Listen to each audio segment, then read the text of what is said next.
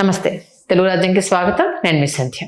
ఇక ఏపీలో మంత్రివర్గ విస్తరణకు సంబంధించి పలు పేర్ల తెర మీదకి రావడం, దానికి సంబంధించి లోతైన విశ్లేషణ చేయడం మీరు చూస్తున్నారు కదా. ఈ నేపథ్యంలో కందుల దుర్గేష్ గారి ప్లేస్లో పెందుర్తి ఎమ్మెల్యే పంచకర్ల రమేష్ గారిని తీసుకోబోతున్నట్టుగా తెలుస్తోంది. ఎందుకు పంచకర్ల రమేష్ గారిని ఎంపిక చేసుకోవడం జరిగింది, ఆయన ప్లస్లు ఏంటి, మైనస్లు ఏంటి, మరి ఆయన పార్టీకి ఏ రకంగా బలం చేకూర్చబోతున్నారని తెలుసుకునే ప్రయత్నం చేద్దాం. ఇండెప్త్ డీటెయిల్స్ అందించడానికి చరిత్రకారులు, రాజకీయ విశ్లేషకులు చిల్లగడ్డ శ్రీకాంత్ గారు మనతో ఉన్నారు. ఆయన మాటల్లో శ్రీకాంత్ గారు నమస్తే అండి. ఆల్మోస్ట్ వాళ్ళు కందుల దుర్గేష్ గారిని తప్పించేసి పంచకర్లను తీసుకుంటున్నారు అంటే, పంచకర్ల విషయం పక్కన పెట్టండి, కందుల దుర్గేష్ గారిని తప్పిస్తున్నారంటే ఇంకా డైజెస్ట్ చేసుకోలేకపోతున్నారు చాలా మంది. ఆయన టచ్ చేయరేమో అనుకున్నారు. సీన్ కట్ చేస్తే కందుల దుర్గేష్ అవుట్, పంచకర్ల ఇన్ను అనేసి చూస్తున్నాము. ఇద్దరి మధ్య ఏంటి వ్యత్యాసాలు, ఒకసారి పంచకర్ల రమేష్ గారి గురించి చెప్పాలంటే ఏం చెప్తారు?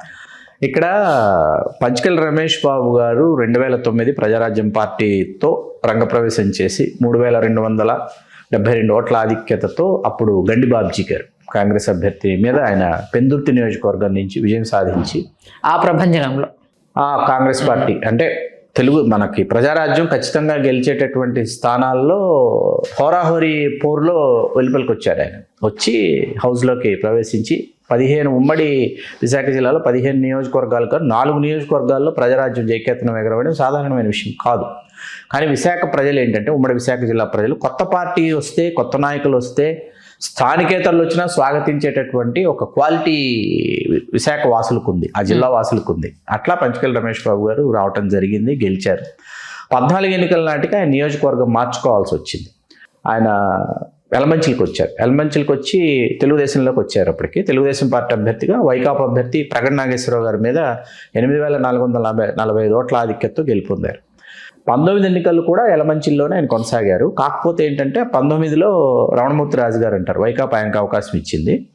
అట్లాగే జనసేన మీకు పోటీలో ఉంది, సుందరపు విజయ్ కుమార్ గారు పోటీలో ఉన్నారు. దాంతో మీకు కేవలం 4142 ఓట్ల తేడాతో మీకు ఈయన ఓడిపోవడం జరిగింది పంచకర్ల రమేష్ బాబు గారు. అయితే 24 ఎన్నికల లోపు ఒకసారి వైకాపాకి వెళ్ళారు, వైకాపా జిల్లా అధ్యక్షుడు అయ్యారు. తిరిగి గంటా గారు వీళ్ళందరూ కూడా ఒక టీమ్గా ఉంటారు కాబట్టి, కాదు తిరిగి జనసేనలోకి వెళితే బాగుంటుంది అన్నప్పుడు జనసేనలోకి ప్రజారాజ్యంతో ప్రారంభించారు కాబట్టి జనసేనలోకి వెళ్ళడం ఆయనకు సులువు.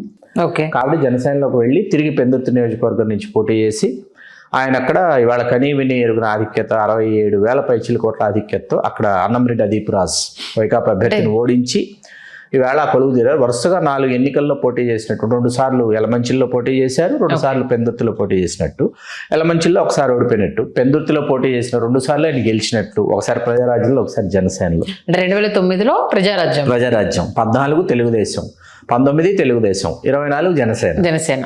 కాబట్టి ఏంటంటే 5 సార్లు పోటీ చేశారు, 4 సార్లు పోటీ చేశారు, 3 సార్లు గెలిచారు. 2009, 14, 19, 24 4 ఎన్నికలే కదా.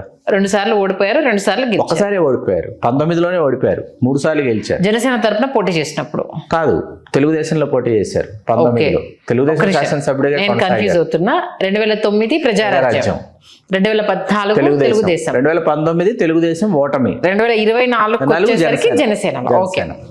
కాబట్టి ఇప్పుడు ఇక్కడ ఏంటంటే, మీకు ఎగువ నుంచి ఒకసారి తీసుకుంటే, ఉమ్మడి శ్రీకాకుళం జిల్లా నుంచి తీసుకుంటే, అక్కడ కిమిడి కళా వెంకటరావు గారు చీపురుపల్లిలో ఉన్నారు. ఆయనకి అవకాశం దక్కకపోవచ్చు, ఆయన ప్రయత్నాలు ఆయన చేస్తున్నారు ఆయన వంతు. కొండపల్లి శ్రీనివాస్ గారు ఫ్రమ్ గజపతి నగరం, ఉమ్మడి విజయనగరం జిల్లా, టీమ్ లోకేష్ నుంచి ఆయన తప్పించే ప్రసక్తి లేదు. Young and energetic, daring, dashing, dynamic and also is very rich. తర్వాత మనం దిగువకు వచ్చేటప్పటికి ఏమవుతుంది, ఉమ్మడి విశాఖ జిల్లాకు వస్తే గంటా శ్రీనివాసరావు గారు అనేటప్పటికీ లోకేష్ గారు ఎందుకు కొంత కినుక వహిస్తున్నారు. కినుక వహించడంతో పాటు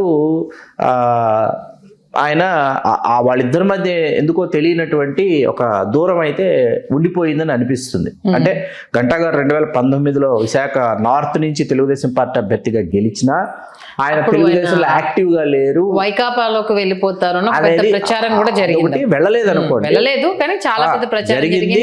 అవంతి శ్రీనివాసరావు గారు అడ్డుకున్నారు. ఆయన ఓన్లీ 1000 ఓట్లతో మాత్రమే గెలిచారు అనుకుంటాను. లేదు కొంత ఆ 3,000 4,000 ఆ లేదు, తేడాలో. 1000 ఓట్లతో గెలిచింది మాక్సిమం. అయితే చాలా ఇంట్రెస్టింగ్ గా రసవత్తరంగా జరిగింది చివరి వరకు. ఆ తర్వాత ఆయన వైసీపీకి వెళ్ళడానికి తీవ్రమైన ప్రయత్నాలు చేశారు, అవంతి గారు ఆపారు అన్నది అది మైండ్ లో ఎక్కడో దగ్గర ఉండొచ్చు అనేది ఒక వాదన. తర్వాత మళ్ళీ అవంతి గారు గంటా గారు ఇవాళ మళ్ళీ చట్టాపట్టాలు వేసుకుని అన్ని కార్యక్రమాల్లో పర్యటిస్తున్నారు, కనిపిస్తున్నారు, అది వేరే విషయం. గంటా గారు, అవంతి గారు, పంచకల్ రమేష్ బాబు గారు ఒక టీమ్గా ఉంటారు.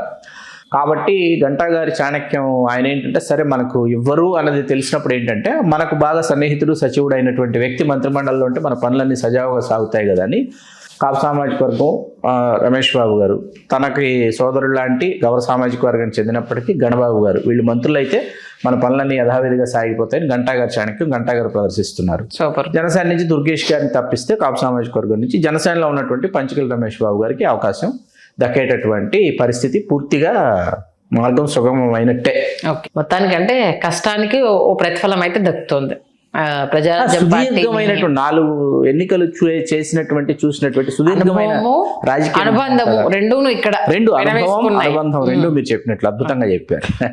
నిజంగా చూద్దాం మరి మీరన్న ఆ విశ్లేషణ ఎంతవరకు పంచకర్ల రమేష్ గారికి అదృష్టాన్ని తెచ్చిపెడుతుంది. ఇన్ కేసు తెచ్చిపెడితే చాలా మందికి ఇది ఇన్స్పిరేషన్ గా కూడా ఉంటుంది. అంటే అన్నగారితో కలిసి ట్రావెల్ చేసి మళ్ళొక్కసారి జనసేనలోకి వచ్చి ఆయన వెంట నడిచినందుకు ఒక తగిన గౌరవం, ప్రాధాన్యత రెండూ దక్కించాయి అనేసి ఒక సామాజిక వర్గానికి సంబంధించి ఇంకొంత పాజిటివ్నెస్ అయితే పెరిగే అవకాశం ఉంటుంది. మంచి విశ్లేషణ అందించారు, ధన్యవాదాలు శ్రీకాంత్. ధన్యవాదాలు సందీప్.